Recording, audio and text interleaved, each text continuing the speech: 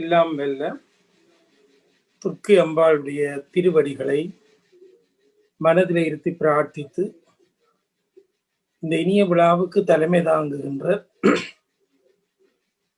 மூத்த பேராசிரியர் சண்முகதாஸ் ஐயா அவர்களே, அவர்தம் பாரியார் அவர்களே, ஆசிரியரை வழங்கிய என் அன்புக்குரிய பெரியோர்களே, தொகுத்து வழங்குகின்ற தம்பி லலிசன் அவர்களே, இந்த நிகழ்ச்சியை பல நாடுகளிலே இருந்து நல்ல முறையிலே கேட்டுக்கொண்டிருக்கின்ற என் அன்பு நெஞ்சங்களே, உங்கள் அனைவருக்கும் எனது பணிவன்பான வணக்கம். அகவை 60 பூர்த்தி நாளிலே என்னை ஆளாக்கிய, என்னை ஆற்றுப்படுத்திய பல பேரை, பல நாடுகளிலே எனக்கு உதவியவர்கள் எல்லாரையும் ஒன்றாக சந்திக்கின்ற வாய்ப்பு இந்த இணையதளம் ஊடாக ஏற்பட்டிருக்கிறது. மிக்க மகிழ்ச்சி. என்னுடைய வளர்ச்சியிலே அன்னை சிவத்தமிழ் செல்வி தங்கம்மா, அப்பா குட்டி அம்மையார் ஆற்றிய பங்களிப்பு, என்னை பல மேடைகளிலே அறிமுகம் செய்து எத்தனையோ அரங்குகளை ஏற்பாடு செய்து இன்று இந்த நிலைக்கு ஆட்படுத்தியவர்களை ஒருவராக இருக்கின்ற கம்பவாரதி அண்ணன் ஜெயராஜ் அவர்கள் இங்கே வந்து ஒரு உரையாற்றினார்கள். அதே போல இங்கே பல பேர் உரையாற்றினார்கள். சுகிர் சிவம் ஐயா போன்றவர்களும் உரையாற்றினார்கள். நல்ல ஆதீனம் ஜஸ்டின் ஞானபிராச சுவாமிகள் போன்றவர்கள் எல்லாரையும் தனித்தனியே அழைத்து நன்றி சொல்ல கடமைப்பட்டிருக்கிறேன். வயது 60, அது எனக்கு அந்த வயது 60 என்பது எனக்கு விளங்குகிறது. நான் பல முதியோர்களுடைய மூத்தோர்களுடைய மணி விழாவிலே போய் உரையாற்றி இருக்கிறேன். இப்பொழுது நான் மணி விழாவை சந்தித்து விட்டேன். இங்கே தலைமை தாங்கிற பேராசிரியருடைய மணி விழாவிலே பேசியிருக்கிறேன், அவருடைய பவள விழாவிலே பேசியிருக்கிறேன், அவருடைய 80 வயது முத்து விழாவிலே நான் பேசியிருக்கிறேன். அதே போல பல பேருடைய விழாக்களிலே பேசிய நான் இப்பொழுது முதுமையினுடைய வாயிலுக்கு அழைக்கப்பட்டு நீரும் உங்களோடு முதியவராகிவிட்டீர் என்று சபை கூடி அறிவித்திருக்கிறார்கள். நன்றி. என்னை பொறுத்தவரை இந்த விழா ஏற்பாட்டாளர்களுக்கு நன்றி தெரிவிப்பதோடு, நான்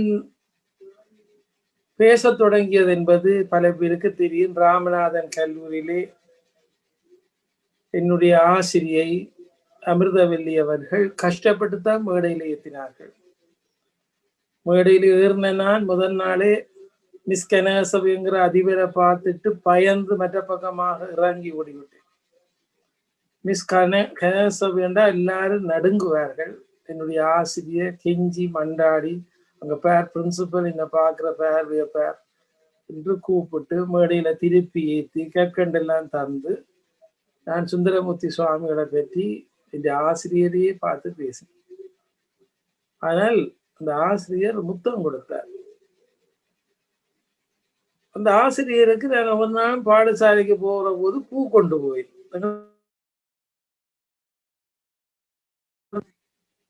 அதுக்கு வனராணி என்று பெயர். அது ஒரு நாள் வெள்ளப்பூ பூக்கும். அதை பிடுங்குவேன். சில நேரம் ரோசா பூ கொண்டு போய்க்க வழியில விழுந்து போகும்.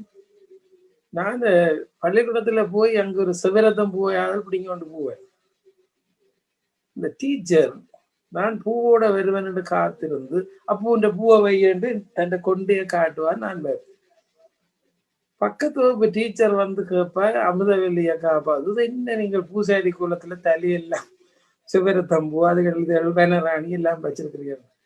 உடனே என்ன காட்டி செல்லுவா, இந்த புள்ள இந்திய ஒவ்வொரு நாள் பூ கொண்டு வருவார், தானே தலையில வைக்கணும் மட்டும் கேட்பார் என்று சொல்லுவார். அந்த ஆசிரியர் உயிர் பிரியும் மட்டும் என் மீது அன்பாக இருந்தார். அவர் எழுதிய கடிதம் சென்ற முகநூல்ல நான் போட்டேன், அன்பு மகன் சிரஞ்சீவி. எத்தனையோ வருஷத்துக்கு முதல் எழுதின கடிதம். ஆனால் அந்த வார்த்தை ஒரு உன்னதமான வார்த்தை. இப்ப எல்லாருக்கும் 60 வயது வர்றதும் விழாக்கள் செய்யறதும் இயற்கை. ஆனா என்னை பொறுத்தவரை நான் இன்றைக்கு இப்படி உயிரோடு இருப்பதே அதிசயம்தான். எனக்கு 4 வயது இருக்கிற போது 4, 5 வயது இருக்கும்னு நினைக்கிறேன். நான் நீர்வேலி கந்த சுவாமி கோயிலே தந்தையாருடைய கோயில். அங்கே போய் அம்மா அப்பா எல்லாம் கும்பிட்டு கொண்டிருக்க, சகோதரங்கள் எல்லாம் கும்பிட்டு கொண்டிருக்க, நான் குழப்படி இப்படி ஆடிக்கொண்டிருந்தேன். நான் கேணியில நிறைய தண்ணி இருந்தது தெரியாது. ஏதோ ஒரு பொருள் விழுந்துட்டது. கேணியில நான் குதிச்சுட்டேன். கீழே போயிட்டேன். நல்ல காலம் அந்த நீர்வேலி கந்தசுவாமி கோயில் குருக்களுடைய ராசேந்திர குருக்களுடைய 2வது மகள் தண்ணிக்குள்ள போற காட்சியை கண்டு முருகன் தண்ணிக்க போறாண்டு பாவாடை சட்டையோட அப்படியே தண்ணிக்க குதிச்சு கொண்டு வந்து என்ன காப்பாரு. 4 வயதிலேயே போக வேண்டிய ஆள். அதுக்கு பிறகு தப்பி பிழைச்சு இப்படி எல்லாம் பண்ணாலும் என்னுடைய 24 வயது நிரம்பிய நிலையிலே இந்திய ராணுவம் குற்றுயிராக்கி ஓலைகள் எல்லாம் இன்னொரு ராணுவ வீரன் இவரை ஒன்றும் செய்யாது என்று மறைப்பதும், இப்படியே அவர்கள் சுடுவதற்கு என்னை நிமித்துவதும், சிவரோடு நிற்க விடுவது, நெற்றியிலே இருப்பதுமாக இருந்தார். எனக்கு எப்ப இந்த சத்தம் கேட்க போகுது, எப்ப சத்தம் கேட்க போகுது, எப்ப இந்த சீவன் போகுது என்கின்ற ஏக்கத்தோடு இருந்தேன். கெதியா அந்த அலுவல் முடியட்டும் என்று கூட ஒரு கட்டத்திலே இருந்தேன். ஆனால் கடவுள் விடவில்லை. இன்றைக்கு நீங்கள் மணி விழா செய்கிறீர்கள். இன்றைக்கு எல்லாரும் என்ன மறந்திருப்பார்கள். அதுல இருந்து தப்பி வெள்ளக்கொடியோட போய் கொண்டிருக்கிற போது ஒரு தோட்டத்துக்குள்ள இருந்து அடுத்த ராணுவம் சுற்றி வளைத்து சத்த வெடி போட்டு பிடித்தார்கள். ஆனால் அதுல வந்த மலையாள ராணுவ வீரர் என்னை பார்த்து என்னிட இரக்கம் வந்து இளநீ பிடுங்கி தந்து இரவிரவாக ஒரு தோட்டத்துக்குள்ள ஒரு வைரவர் கோயில்ல படுக்க வைத்து விடிய நீங்கள் தப்பி கொண்டு விட்டார். ஒரு கிறிஸ்தவ தேவாலயத்து வீதியில அந்த மண்டபத்திலிருந்து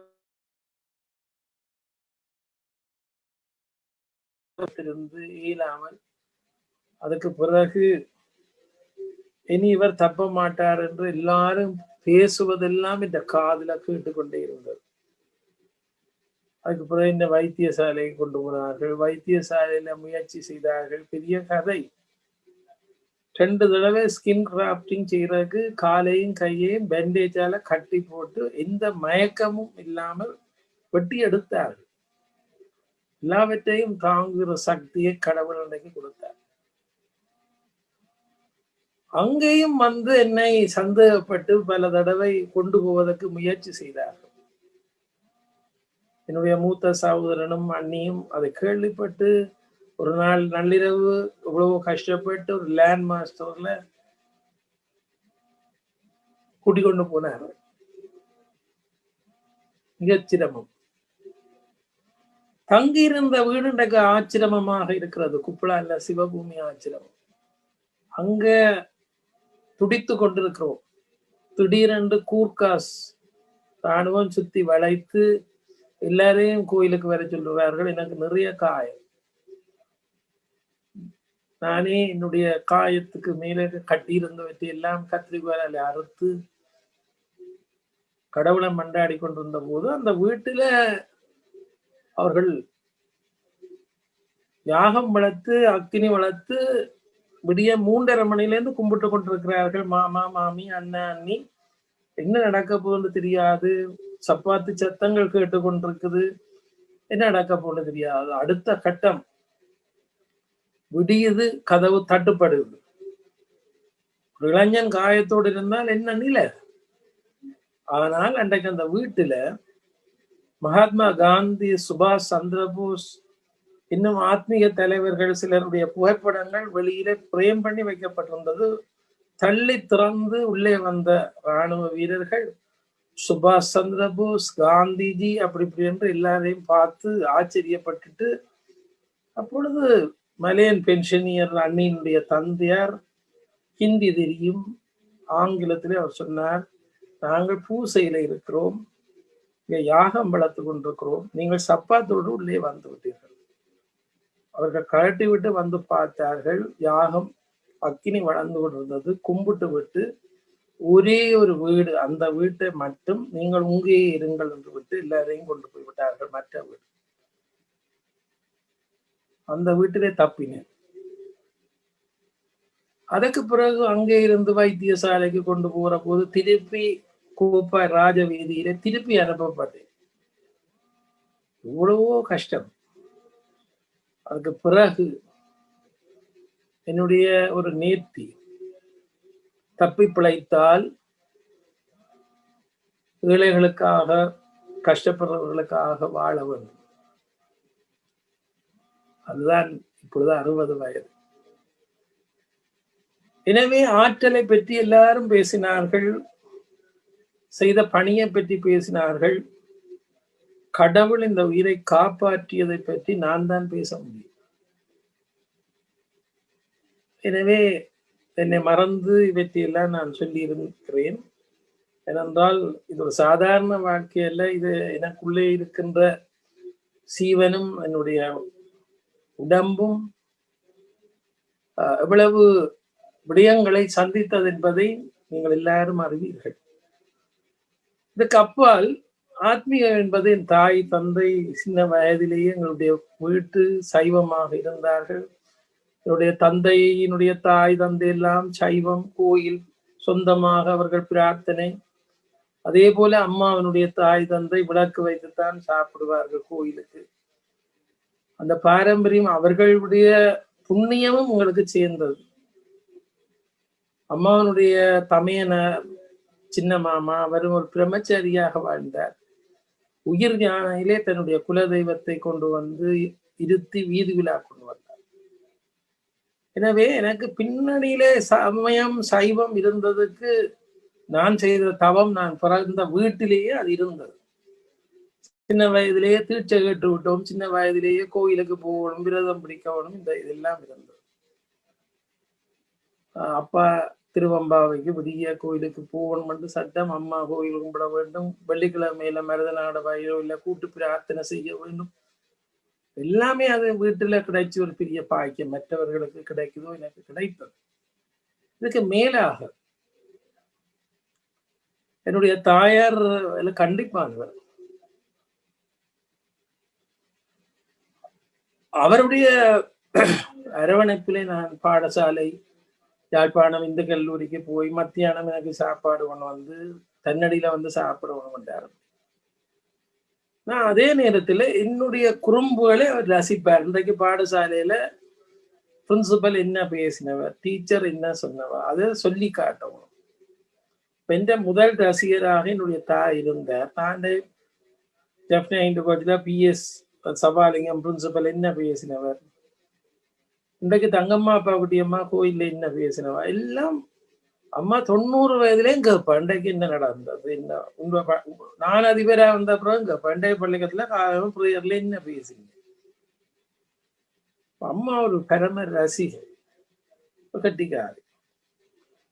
எனக்கு சின்ன சாதாரண குழந்தைகளுக்கு இருக்கிற விருப்பங்கள் எல்லாம் இருந்தது. நான் மருதடி பிள்ளையார் கோயில் திருவிழா, என்னோட ராம்நாங்கல்ல படித்த பையன் முதல் நாள் களத்துல சங்கிலியோட மருதடியில நின்றான். அந்த காலத்துல மருதடிக்கு திருவிழாவுக்கு நாங்கள் இரவு போய் அம்மா கூட்டிகிட்டு எனக்கு ஒரு விருப்பம் வந்தது, நாளைக்கு நானும் சங்கிலி போட்டேன். அம்மா டீச்சர், அம்மா சொன்னா சங்கிலி போடையில அது பேசாம ரெண்டு. நானும் அட்டம் பிடிச்சு கதைச்சப்படுத்தினேன். அம்மா என்ன செய்தா, அப்ப இதை போட்டு கொண்டு ஆலைக்கொடிய கிளப்பி, அப்ப இதை போட்டு கொண்டு வா. அப்படி அவன் உடனே அந்த கட்டுப்படுத்துறது. எனக்கு 2ஆம் வகுப்புல ராமநாங்கல்ல ஊசி குத்த போறார்கள். டீச்சர் சொல்லிவிட்டா, நாளைக்கு ஊசி தேவையில்லை என்ற பிள்ளைகள் வீட்டுல அம்மாட்ட கடிதம் வாங்கினான். நான் அம்மா ஸ்கூலால வந்த உடனே கரைச்சப்படுத்தினேன். அம்மா எனக்கு ஒரு கடிதம் எழுதித்தாங்க, எனக்கு ஊசி வேண்டாம். அம்மா சொன்னா, அந்த ஊசி கட்டாயம் போட வேண்டிய ஊசி, அது ஒரு தடுப்பூசி. நான் ஒரு டீச்சர், எங்கட பள்ளிக்கூடத்துல எல்லாருக்கும் போட்டாச்சு, கட்டாயம் போடணும்னு நான் கேட்கிறேன்.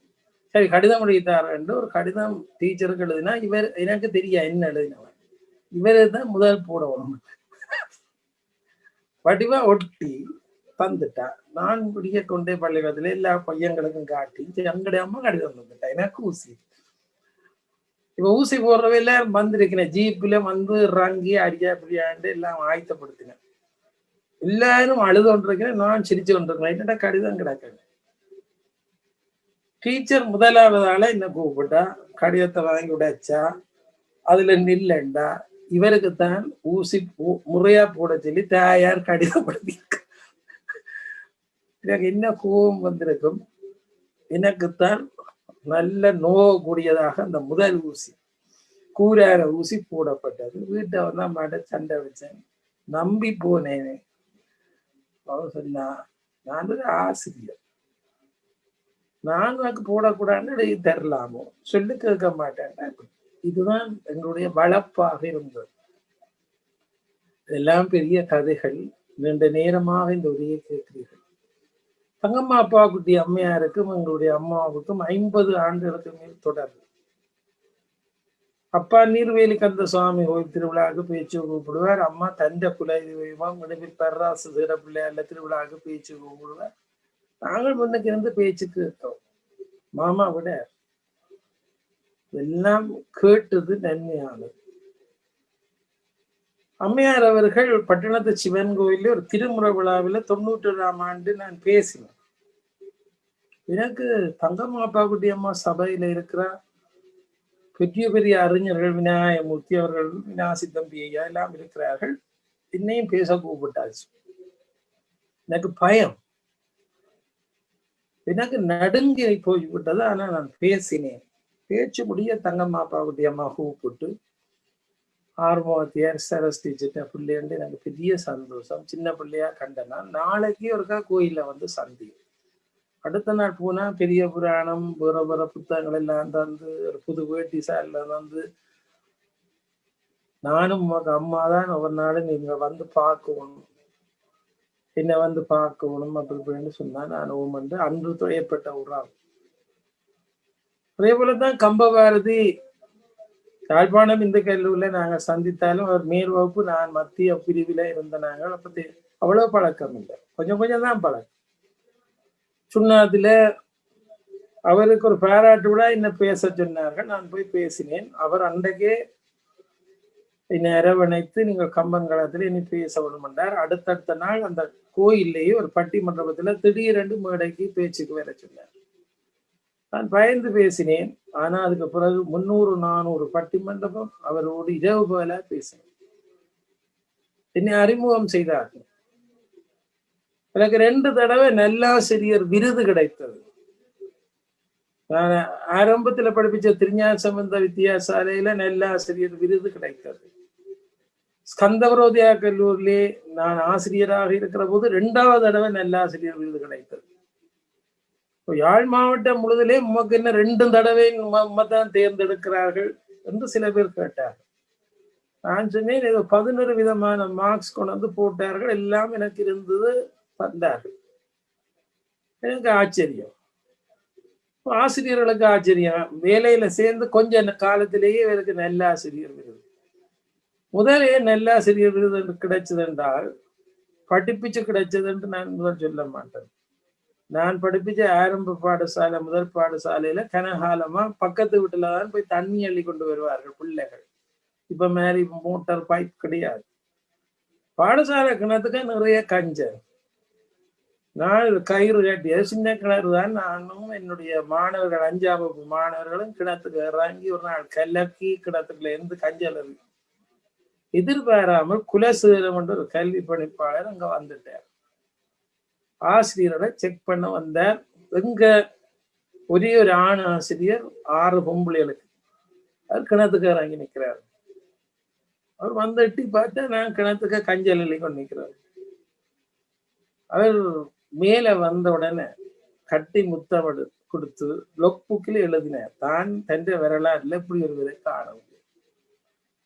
இப்ப நல்லாசிரியர் விருது தேர்ந்தெடுக்கிற போது 91ஆம் ஆண்டு எனக்கு நல்லாசிரியர் விருது அதுல தந்தார்கள். பிறகு ஸ்கந்த விரோதியா கல்லூரில நல்லாசிரியர் விருது எப்படி கிடைத்தது? நான் 3 மாணவர்களை விவாத போட்டிக்கு பழக்கி வடக்கு கிழக்கு மாகாணத்துல முதலிடம் பெற்று தேசிய மட்டத்துல கொண்டு போய் ஸ்கந்த விரோதியா கல்லூரி வெற்றி பெற்றது.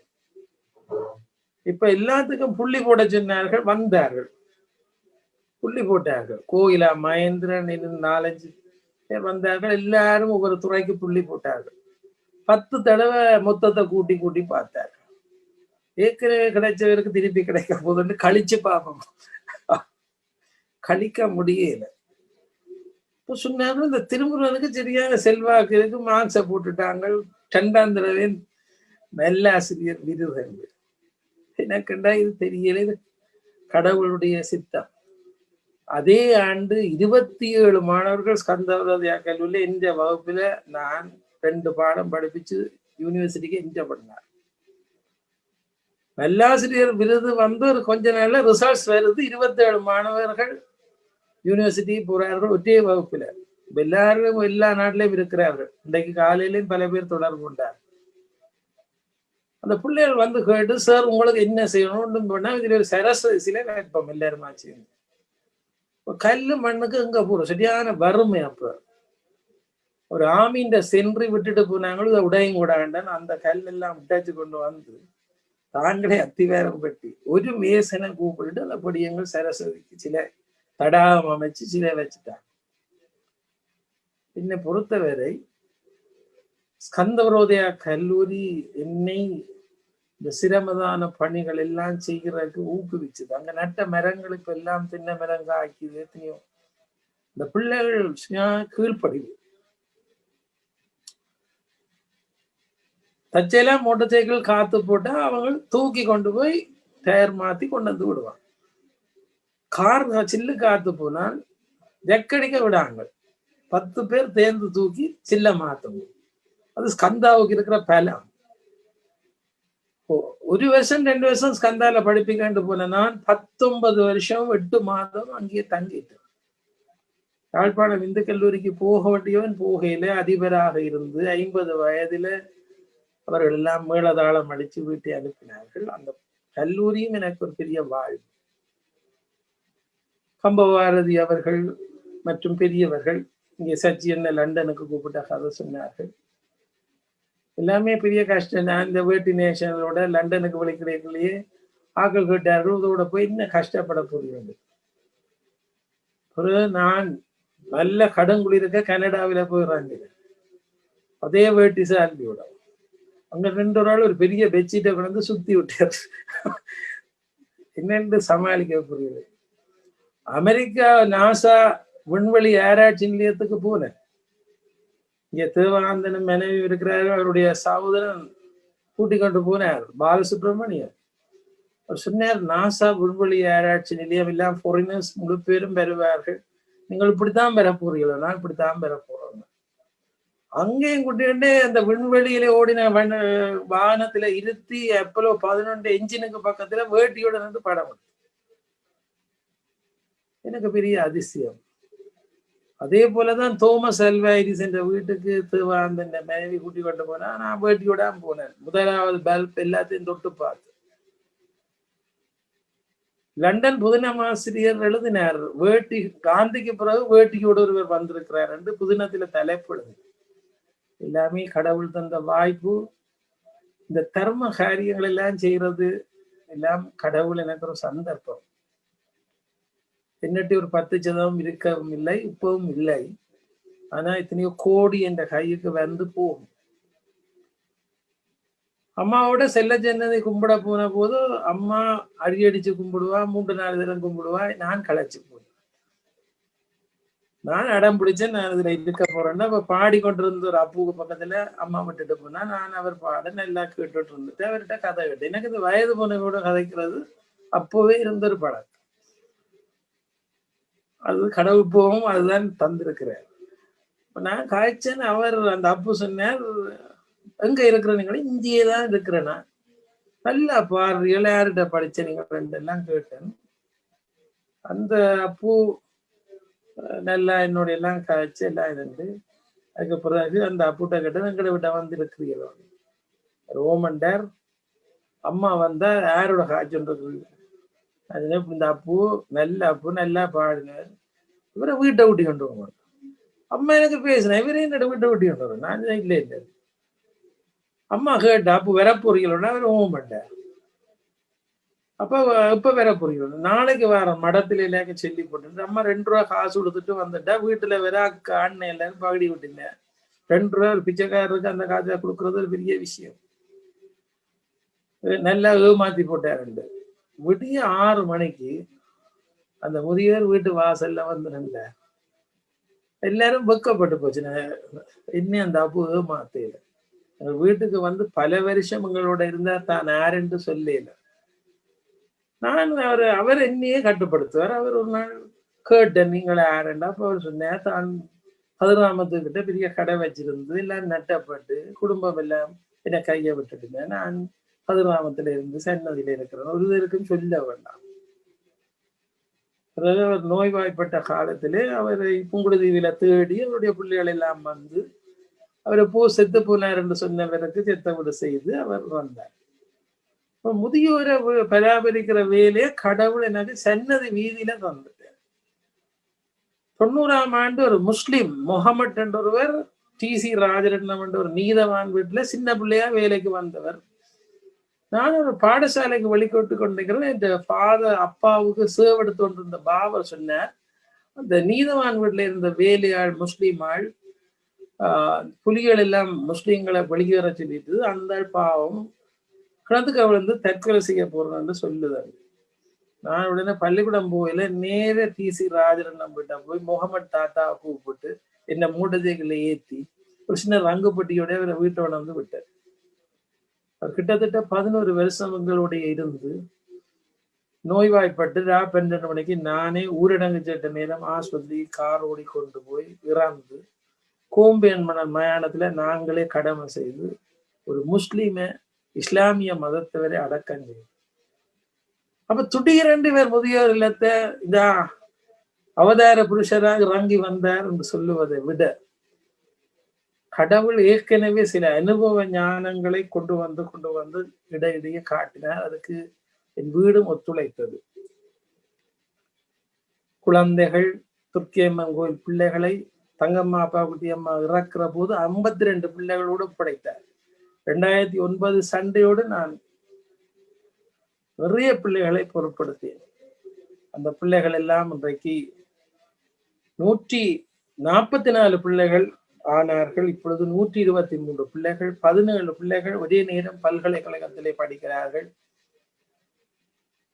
14 பிள்ளைகளுக்கு திருமணம் செய்து கொடுத்தேன் எல்லாரும் பேர பிள்ளைகளோடு என்னிடம் வருவார்கள் 9 வீடு கட்டி பிள்ளைகளுக்கு வீட்டு திட்டம் வந்து சீதனம் கொடுத்துருக்கு எல்லாம் அம்பாளுடைய அருள் எனக்கு சொந்தமா இன்னும் வீடு இல்லை அப்படி இல்லாம இருந்ததுனாலதான் கடவுள் இந்த பற்றுக்களை நீக்கி மற்றவர்களுக்கு வீடு கட்ட வச்சார் நான் யாரும் செய்யாத முயற்சியே செய்வேன் ஒரு நாள் ஒரு பிள்ளை லேட்டா வந்தது அட்வான்ஸ் பிள்ளை தடி நீட்டி அடிக்க விழுகிட்டு என்ன லேட்டுன்னு கேட்டா அது சொல்லி இதுக்க வீடு இல்லை இப்ப 3 வீடு மாறிட்டோம் அம்மாவுக்கு 36 வயது அப்பா செத்துட்டேன் நாங்கள் 3 பிள்ளைகள் இதுக்க வீடு இல்லை அதான் லேட் சரியா கட்டிக்காரு எனக்கு அழுக வந்துட்டு நான் தாயை வர சொன்னேன் தாய் தன் கதையை சொல்லிச்சு ஒரு கிழமையால லண்டனுக்கு வந்தேன் லண்டன் சிவயோகம் அறக்கட்டளை என்ன பேச்சு கூப்பிட்டார்கள் ஒரு நிபந்தனை வச்சேன் 20 நாள் பேசுறேன் எனக்கு போற போது 5 வீடு கட்டுறதுக்கு காசு தர வரும்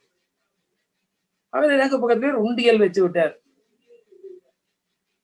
ஆலய தலைவர் சீவரட்னம் ஒவ்வொரு நாளும் பேச்சுல சொல்லுவார் இந்த உண்டியலுக்கு செய்யற காசு வீடு கட்டாங்க பாலசிங்கம் வந்தார் அவர் ஒரு பெரிய செக் எழுதி போட்டு விட்டார் நான் திரும்பி வர்ற போது 18 லட்சம் கொண்டு வந்தேன் உடனே கந்தரோடையில 25,000 ரூபாய் படி ஒரு பிறப்பு காணி இப்ப 25 லட்சம் பெறும் 5 பிறப்பு வாங்கி 5 வீடு பிளான் பண்ணி கட்டினேன் நான் பிரேமதாசா வீட்டு திட்டத்தை கண்டது இல்லை இந்த எம்பி இந்த வீட்டு திட்டம் எனக்கு தெரியாது டெண்டரு ஒரு கிச்சன் ஒரு அட்டாச் பாத்ரூம் வீடு கட்டினேன் இப்ப எல்லாரும் சொன்னார்கள், அதிபர் சிவாஜி சொன்னார், திரும்ப வீடு கட்டுறது ஒரு பெரிய பேரிய பிரச்சனை, நீ என்னிட துறாங்கி இருக்கிறது. 5 வீடு கட்டி 5 கணவனை இழந்த 40 வயதுக்குள்ள கணவனை இழந்த பெண்களுக்கு கொடுத்தார். இன்றைக்கு அந்த 5 வீட்டிலேயும் பிள்ளைகள் யூனிவர்சிட்டி எல்லாம் போய் ஓஹோண்டு இருக்கிறார். அதான் என் வீட்டு திட்டம். ஒரு பாராளுமன்றத்துக்கு போயில, ஒன்றுக்கும் போயில, ஸ்கந்தாவில ஒரு ஆசிரியர் அப்ப லண்டன்ல பேச்சுக்கு வந்து வீட்டு திட்டத்தை உருவாகி, இன்றைக்கு அந்த வீட்டை வந்து நீங்க பார்த்தீங்கன்னா ஓஹோண்டு இருக்குது. அந்த துணிவுதான் துக்கியம்மன் கோயில் பிள்ளைகளுக்கு எல்லாம் வீட்டு திட்டம். இன்றைக்கு 9 வீடு கட்டியாச்சு, 42 பிறப்பு காணி துக்கியம்மன் கோயில வீட்டு திட்டத்துக்கு வச்சிருக்கிறோம். அழகான வீடுகள். எனவே கடவுள் நல்ல அனுபவங்களை சின்ன வயதிலேயே தந்ததனுடைய விளைவு செய்யக்கூடியதாக இருந்தது. வில்கோய் கனராஜா அவர்கள் என்னை இறக்குற சர்வாயில மண்டாடினார், முதியோர் இல்லம் அமைக்க சொல்லி. பேராசிரியர் நந்தி இறக்குற சர்வாயில என்னட்ட நெல்லூர் மணிமண்டபத்தில் வச்சு சொன்னார், நீர்தான் செய்தீர் முதியோர் இல்லம். பலதூரம் இந்த பிள்ளைகளுக்காக சிவபூமியில பள்ளிக்கூடம் கட்டி முடிய இந்த வேலை. அமெரிக்காவில காலேஜ் என்ற பாலச்சந்திரன் 130 லட்சத்தை தந்தார். தந்த பெயர் போடணும்னா உங்களோட பேர்லயே உறுதி எழுதி வீட்டை கட்டுங்க, முதியோர் இல்லத்தை கட்டுங்க. யார் அப்படி சொல்லுது? ஒரு ஆட்சியில நேரம் காசை தந்துட்டு சரியா குத்துவிளக்கு கொடுத்த விடாட்டியே கோச்சு கொண்டு போடுவார். ஆனா அந்த மெஷன் 130 லட்சத்தை தந்துட்டு எந்த பேர் பாவிக்கணும், உங்களோட பேர்ல. இன்றைக்கு காலையிலையும் 78 முதியோரும் என்னை வாழ்த்தி, ஒரு முதியோர் அம்மா வாழ்த்து பாடுதி வச்சிருந்து அழுது வாசிச்சு வீட்டிய எல்லாரும் என்ற தலையை தடவி எல்லாரும் நீங்கள் உயிரோட இருக்கணும், நீங்கள் நல்லா இருக்கணும், உங்களுக்கு கொள்ளி வைக்கணும். கடவுள் தான். இன்றைக்கு முதியோர் இல்லத்துல இன்னும் வசதிகள் கூடி லண்டன் சைவ முன்னேற்ற சங்கம் தியேட்டர் கட்டி தந்தார்கள். இப்ப படம் நடக்குது. கீழ் வேலையில இப்ப ஒரு அடுத்த முதியோர் எல்லாம் கட்டி முடிஞ்சது. ஒரே குடும்பத்தை சார்ந்தவர்கள் 5 அறை கட்டி தந்தார்கள். தேவகாந்தன், அவற்றை தமையன் ஸ்ரீகாந்தன், அவன் அம்மா 102 வயதுல இருக்கிற அம்மா ஒரு அறை, அவற்றை ஒன்றோட்ட சகோதரி ஒரு அறை. எனக்கு நான் படத்தை கீறி போட்டு இதை எப்படி கட்டுறேன்ற கிடையில 12 நாள்ல 220 லட்சத்துக்கு கணக்கு வந்துட்டு நாங்கள் கட்டித்தாரோம், நீங்கள் கவலைப்படாது. இப்ப கட்டி முடிஞ்சது. திறக்கிறதுக்கு நாள் வைக்கிறதுக்கு கொரோனாவால பார்த்துட்டு இருக்கு. அதனாலே கடவுள் சில ஈர நெஞ்சுடைய மனிதர்களை என் முன்னாலே அனுப்புவதனாலே எல்லாம் நடக்குது. எல்லாம் இங்க பாலசிங்கன் என்றான மற்ற எத்தனையோ பேர் இருக்கிறார்கள். நிறைய என்னுடைய நண்பர்கள் உதவுகிறார்கள். டாக்டர் பார்த்திவரனில வந்திருக்கிறார். அவரெல்லாம் ஒரு சண்டை பிடிப்பார். நீ அப்பா இப்படி கஷ்டப்பட்டு இருக்கிற, நீ எங்களோட படிச்ச, நீயும் பயோதானே படிச்ச, நீ ஒழுங்கா படிச்சிருந்தா டாக்டரா வந்திருக்கிறார், நீ இப்ப காளாஞ்சிகளும் கோயிலும் காவி கட்டியுடையும் இருக்கிறான்னு பகுதி விடுவார். ஆனா அடுத்த நிமிஷம் கேட்பார், எனக்கு என்ன வேணும். எனவேதான் ஒரு குறையும் இல்லை, எல்லாம் இன்றையோ தீர்மானம். சித்தர்கள், யோகிகள், மகான்களுடைய தொடர்புகள் அடிக்கடி கிடைக்குது.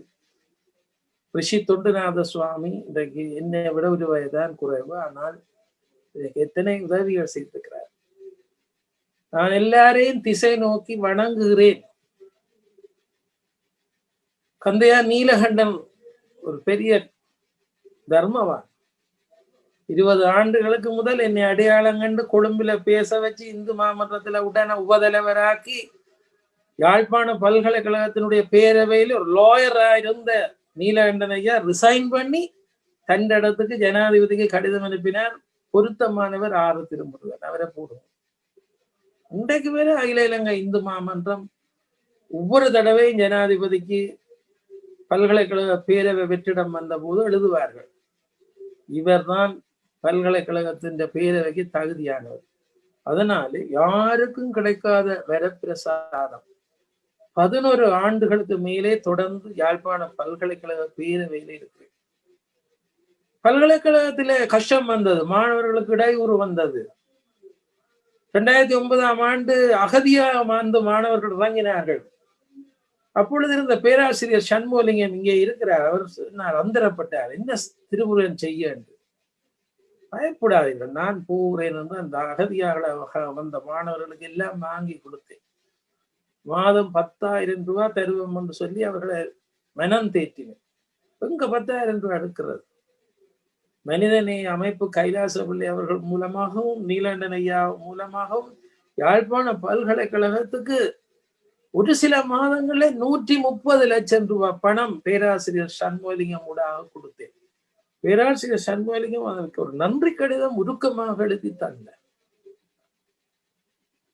தற்கொலை செய்வேன் என்று ஒரு பல்கலைக்கழக மாணவன் சொன்னான், எனக்கு என்னால் ஏலாது, நான் சண்டை நேர கண்டுட்டு வந்திருக்கிறது, சகோதரங்கள் மறியல்ல, அம்மா அப்பா முள்ளுக்கம்பி வேலைக்குள்ள, பல்கலைக்கழக மாணவர்களை நாங்கள் எல்லாரையும் பஸ்ல பிடிச்சு ஏற்றி அனுப்பி இருக்கிறாங்க, நான் முடியும் என்று சொன்னேன் கொடுத்து. ஒரு சமயம் கற்பிணி பெண்கள் போராட்டத்துல பங்கு பெற்றிய கற்பிணி பெண்களை கொண்டு வந்து தெல்லிப்பளையில அடைச்சு வச்சிருந்தார்கள் ரீஹாபிலிட்டேஷன் சென்டர்ல. அதுக்கு பொறுப்பாக இருந்தவர் ரீஹாபிலிட்டேஷன் மேனேஜராக இருந்த ஒரு ஆசிரியராக ஒரு காலத்துல சிங்கள பாடசாலையில கடமையாற்றியவர். அவர் என்னுடைய தோற்றத்தை பார்த்துட்டு வந்து கேட்டார், நீங்களா? நான் இந்த தேவஸ்தானத்தினுடைய சபாபதி. ஒரு ஆங்கிலத்துல பேசி என்னோட அன்பான அவர் உள்ளதை சொன்னார். கற்பிணி பெண்கள், நிறைய மாத கற்பிணி பெண்களை கொண்டு வந்து நாங்கள் இங்கே தெல்லிப்பளையிலே இந்த மேல் வீட்டிலே வச்சு பராமரிக்கிறோம். குழந்தை பிறக்க நாங்கள் அவர்களை வைத்தியசாலைக்கு அனுப்பி கொண்டிருக்கிறோம். அவருடைய கணவன்மார் எங்கேன்னு தெரியாது. நான் வாலண்டியர் ஆர்மி சர்வீஸுக்கு வந்திருக்கேன். நான் மண்டாடினேன், அந்த பெண்களுக்கு நான் ஒரு நேர சாப்பாடு தாரக்கு உத்தரவு தான். மேலிடத்தோட கேட்டுட்டு சொல்றேன்னு அடுத்த நாள் எனக்கு ஒரு உத்தரவு தந்தா, உங்களோட சாப்பாடை நாங்கள் பரிசீலித்து தான் உள்ளுக்கு விடுவோம். இப்போ நான் சாப்பாடு எல்லாம் இதென்று எங்களோட கோயிலுக்கு இல்லை ஓடிடுற கார்ல ஏற்றி கொண்டு அங்கே போறார். முதல் அவர்கள் எல்லாம் வந்து பாவம் இந்த பெண்கள் தூரத்துல இருந்து கையெடுத்து கும்பிட்டார்கள்.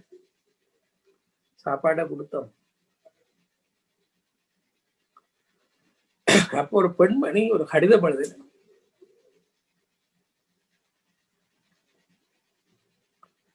நான் உயிரோடு இருப்பேனோ தெரியாது,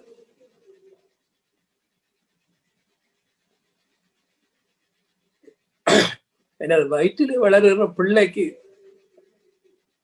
பசியாற்றி இருக்கிறீர்கள். கடிதத்தை எழுதி அந்த சாப்பாடு பாத்திரத்துக்கு வச்சு அனுப்பி விட்டுட்டேன்.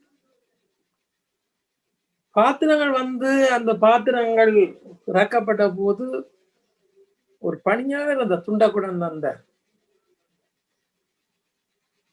இன்னும் தரமான சாப்பாடுகளை எங்களுடைய துர்க்கியம்மன் கோயில் பிள்ளைகள் மாளிகையில பணியாளர்கள் செய்து அனுப்பினோம். இப்ப எங்க இருக்கிறார்கள் யாருன்றே தெரியாது. அந்த ராணுவ ஆயுதங்களோட இருக்கிறவர்கிட்ட கூட ஒரு இரக்கம் என்ன பார்த்து வந்ததுண்டா அது கடவுள் என்னட்ட கொண்டு விட்டார். அவர் இப்ப எங்க இருக்கிறாருன்னு தெரியாது. அங்க இருந்த அந்த பிள்ளைகள் எல்லாம் நுரமாத கற்பிணி பெண்கள் 34 பேர். எனக்கு பெரிய திருப்தி, அவைக்கு எல்லாம் சாப்பாடு கொடுக்கறதுக்கு அம்பாள் அறுவை செய்தாங்க. இப்படித்தான் இது எல்லாமே ஒரு பெரிய அதிசயங்கள் எல்லாம் சொல்லி கொண்டு போகலாம். திருவாச அரண்மனை, மியூசியம் எல்லாம். இப்ப என்னண்டா, எனக்கு என்னுடைய சகோதரியின் மகள் நல்லா படிப்பாள். ஆனால் பாலசிங்கன்னு சொன்ன மாதிரி அவள் இடக்கிட்ட சொல்லுவாள், டிவி பார்க்காத அப்படி இப்படின்ட்டு. நான் இடையில முந்தி ஒரு 6ஆம் வகுப்பு படிக்க சொன்னேன். அப்பா சொன்னா, அவங்க உங்களோட முதியோருக்கு எல்லாம் டிவி தியேட்டர் எல்லாம் கட்டிப்பட்டு உங்களை படம் பார்க்க விட மாட்டேன். ஒரு நாள் சொன்னா, இப்ப உங்களுக்கு எத்தனை வயதுண்டா? வயதை சின்ன எண்ணி பார்த்துட்டு எனக்கு கொஞ்சம் காலம் கிடக்கு, 60 வயதுல அங்க சேர்ப்பினேன் பாப்பம். இப்போ ஒரு வருஷமா நாள் எண்ணி கொண்டு இருந்து 2-3 நாளா இப்ப பெரிய கரைச்சல் வந்துட்டது. வயது பேக்கி அடுக்கும்போ 60 வயது வந்துட்டே நீ முதியோரத்துல சேர்க்கலாம், நாங்கள் கொண்டே விட்டுட்டு வரோம். அப்ப நான் சொன்னேன், நீங்கள் விட தேவையில்லை, நீ என்ன அங்க பதிவார்கள்.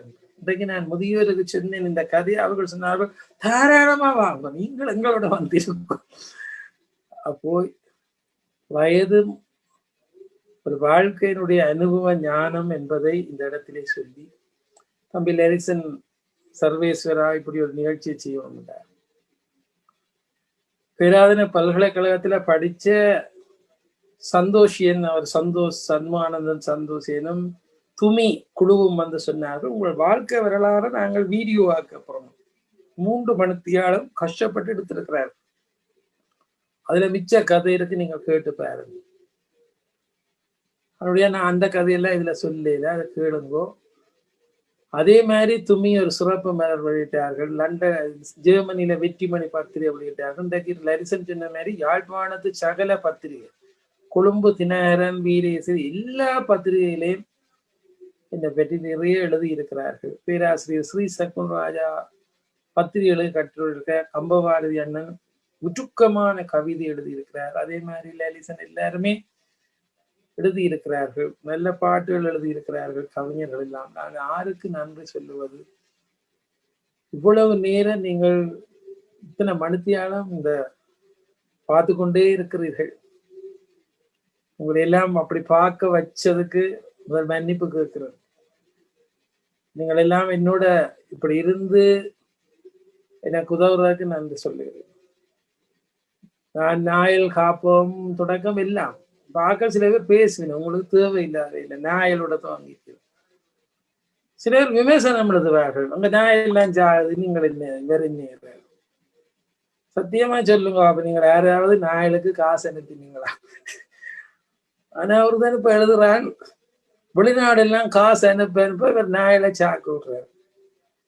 இங்க யாழ்ப்பாணம் மாநகர சபை ஆணையாளர் இருக்கிறார், நாயலுக்கு சாட்சி.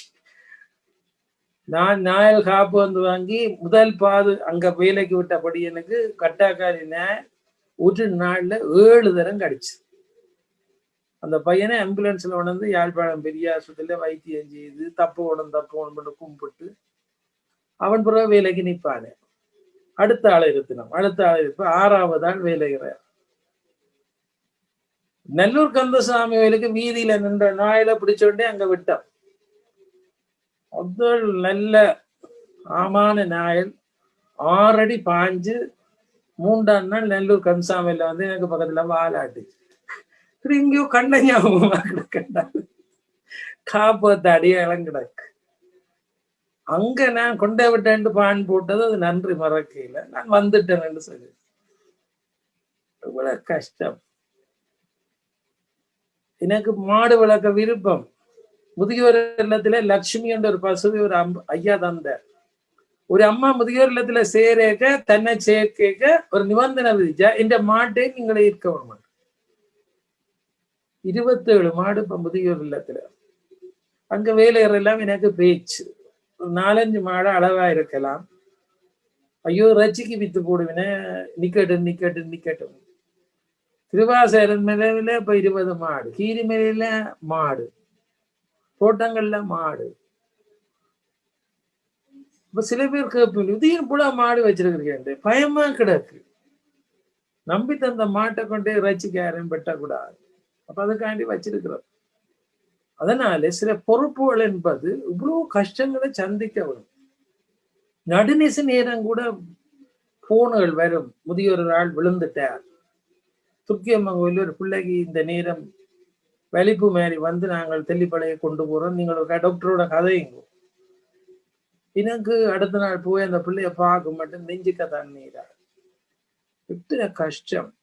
இப்ப 123 குமர் பிள்ளை, அவளுக்கு திருமணம் பேச வரும். இப்ப பிள்ளைகள் வளர்ந்து இப்ப என்ன கண்ட்ரோல் பண்ண துவங்கின? தலைவரையா குளிசா விட்ட நீங்களோ, இந்த வேட்டி சரியில்லை, நல்ல வேட்டி நாளை மாத்திங்கோ, அப்படி செய்யுங்கோ, நீங்கள் தலைக்கு எண்ணெய் வையுங்கோ. பிள்ளைகள் எல்லாம் இப்ப நிபந்தனை. சின்ன குழந்தைகளா வந்தவே இப்ப எனக்கு 60 வயதுண்டு இப்ப நல்லா விளங்குது. நான் வளர்த்த பிள்ளைகள் இப்ப என்ன கண்ட்ரோல் பண்ணுங்க. இப்ப காலையில நான் சாப்பாடு கொஞ்சம் பிந்தினாலே பேசி என்ன சந்திக்க வந்தவையே சந்திக்க விடாமல் இப்ப தலைவரையா சந்திக்கல, நீங்கள் போட்டு வாங்க, அது சாப்பிடாம இருக்கிறார், உங்களுக்கு என்ன? இப்ப நீங்கள் வந்து நீங்களோட புள்ள கேட்கிறான், நான் ஜால கேட்டு இருக்கேன், பிரின்சிபலை திருப்பி அனுப்புறான், நான் விழுந்தொழுப்பி ஓடி போய் சார் இங்க வாங்க. அவர் பெருந்தன்மையா சொன்னார், உங்களோட பிள்ளைகள் நல்ல அக்கறை தான். அவ்வளவுக்கு இந்த பிள்ளைகள் நிலை அவர்களுக்கெல்லாம் திருமணம் செய்து வைக்க கடைசியா அவர்கள் மணமகனோட வீட்டை போய்க்க அழுக சொல்லுவார்கள், எங்களுக்கு ஒரு தரம் இல்லை, தலைவரையா நம்பி போறோம், ஏதாவது பிரச்சனைன்னா நான் உங்கள்கிட்ட தான் வருவேன். இதெல்லாம் தாங்க வேண்டிய ஒரு காலம் உண்டு. எல்லா மேல் வகுப்பு பிள்ளைக்கும் லேப்டாப் வாங்கி கொடுப்பேன். பாலசிங்க நேட்ட இங்க அந்த கேட்கறவில்லை லேப்டாப் வாங்கி ஆஸ்திரேலியால இருந்து ஒரு வேணும் ஒவ்வொரு வருஷம் 4-5 லேப்டாப் ஈழலிங்கண்ணை பிடிச்சு வாங்கி கொண்டது. இங்க இருக்கிறார்கள் பல பேர் லேப்டாப் தந்தவே இருக்கிறேன். ஒரு பல்கலைக்கழகம் கிடைச்ச மாணவிக்கு கொடுத்தேன், அவள் படிக்கட்டும். அவள் நல்லா படிச்சால் ஃபைனல் இயர் முடியக்குள்ள வந்து ஒரு நாள் காலில் விழுந்து கும்பிட்டு எல்லாம் சொல்லி படிச்சுனாள், சார் நீங்கள் தந்த லேப்டாப் நான் நல்லா படிச்சு எல்லாம் செய்தேன். இந்த லேப்டாப்புக்குள்ளால போய் துபாயில ஒரு ஆளை லவ் பண்ணி இருக்கிறோம். இங்க யாழ்ப்பாணத்துல லவ் பண்ணினாலே கஷ்டம் பார்க்கலாம். சரி, துபாயில யாரை லவ் பண்ணி இருக்கிறார், ஃபேஸ்புக்குள்ளால போய் லவ் பண்ணிக்கிறார். அவர் கேரளான்னு சொல்றாரு. கடவுளே, கேரளாவை போய் நான் விட கடத்துறதுக்கு சொன்னேன். அவர் என்னோட கதை கேட்டும் பண்ணி போய் படி, ஃபைனல் இயர் எடு. ஐயோ, என்ன எனக்கு முடிவு சொல்லுங்க பொருள், நான் இவ்வளவு நாள் வளர்த்தனால் எல்லாம் முடிவு சொல்றேன். கொஞ்ச நேரத்தால துபாயில இருந்து போன் வருது. அவர் அரைவாசி தமிழ், அரைவாசி மலையாளம் எல்லாம் காய்ச்சி சொன்னார். இப்ப நான் அவரை கடத்துறதுக்கு சொன்னா, உங்களோட அப்பாவும் அம்மாவும் வந்து என்னோட பொண்ணுக்கு கவனம். ஒரு மாதத்துல பார்த்தா கேரளாவில இருந்து தம்பதிகளா, தாய் தகப்பன் மகன் எல்லாரும் வரினேன். என்னுடைய கோயில் நிர்வாகத்தில் சொல்லிச்சுன்னா, நீங்கள் கொடுக்குற செல்லம் பேரங்க நீங்கள் கேட்டோன்னா லேப்டாப் வாங்கி கொடுத்து, யாழ்ப்பாணத்துல மாப்பிள்ளையே நம்ப இல்லாத காலத்துல கேரளாவில இருந்து மாப்பிள்ளை வந்து என்ன செய்ய போறீங்க? கோயில்ல பூக்கட்டி வச்சு பார்த்து நம்ம செய்து கொண்டு வந்து செய்கிறேன்னு முடிவெடுத்துட்டேன். அப்போ அந்த கேரளா தாய் தப்பனுக்கு அவ்வளவு தெரியா, தமிழ் தெரியா. அவசரிச்சுன்னா நான் சொன்ன ஒரு வருஷத்தெல்லாம் கல்யாணம். உடனே தாய் தப்பனு சொல்லிச்சுன்னா, ஒரு துவசம் கழிஞ்சுண்டு. நானே என்னடா துவசம் மாலையே வந்துரட்டி, அவன் பாசையில துவசம்டா ஒரு வருஷம். என்னோட இருந்த நிர்வாகத்தாக்கள் என்ன துவசம் நேற்றைய துவசம் முடிய வேணும் இல்லை, நான் ஒரு வருஷம் மலையாளம் எல்லாம் கதைச்சு கல்யாணத்துக்கு கேரளாவில இருந்து அவன் இந்த உறவினர் எல்லாம் வந்து வடிவா கல்யாணம் செய்து இப்ப அவள் கேரளாவில போயிருந்தோன்ற காலமையும் என்னுடைய பிள்ளை நாகசுவித்தாண்டு பேர், அவ புருஷன் கேரளக்காரர், சம்பந்திகள் எல்லாரும் மலையாளத்துல எல்லாம் கதைச்சு நீங்க நீண்ட ஆழம் பாலவன் என்று சொன்னார். இப்ப லேப்டாப் வாங்கி தந்தவர் 2 விதத்துல நன்மை. பிள்ளை படிச்சுது, பிள்ளை கல்யாணம் முடிச்சுது. அப்ப கோவிக்காதீங்க. என்னுடைய பாதை, என்னுடைய ஆகவும், என்னுடைய பயணங்கள் எல்லாம் அப்படித்தான். அந்த பயணத்தை சில பேர் இது என்னடா இவர் பிடிச்ச எல்லாம் கொடுக்குறாரு, இவர் எல்லாம் பழுதாக்க போறாரு அப்படி சொல்லுவார்கள். நான் கடவுள்கிட்ட தான் பயணம் கொடுப்பேன். தெய்வம் சம்மதிக்கும். தெய்வம் மறத்தான் நான் இல்லை என்று சொல்லுவேன். எனவே அன்பர்களே, நீண்ட நேரம் நீங்கள் காத்திருக்கிறீர்கள். எனவே ஒவ்வொரு விடயங்களையும் இறையருளினாலே நிலைநாட்டக்கூடியதாக இருக்கிறது. எனவே துர்க்கி அம்பாளுக்கும் என்னை ஆசீர்வதித்த பெரியவர்கள், இன்றும் எனக்கு வலக்கரமாக இருக்கின்ற புலம்பெயர் தேசங்களில் இருக்கின்ற அன்பர்கள், உள்ளூர் அன்பர்கள் அனைவரையும் மீண்டும் மீண்டும் நன்றி கூறி வணங்கி, இந்த நிகழ்ச்சியை நடாத்திய அத்தனை பேருக்கு நன்றி கூறி எனது உரையை நிறைவு செய்கிறேன். நன்றி, வணக்கம்.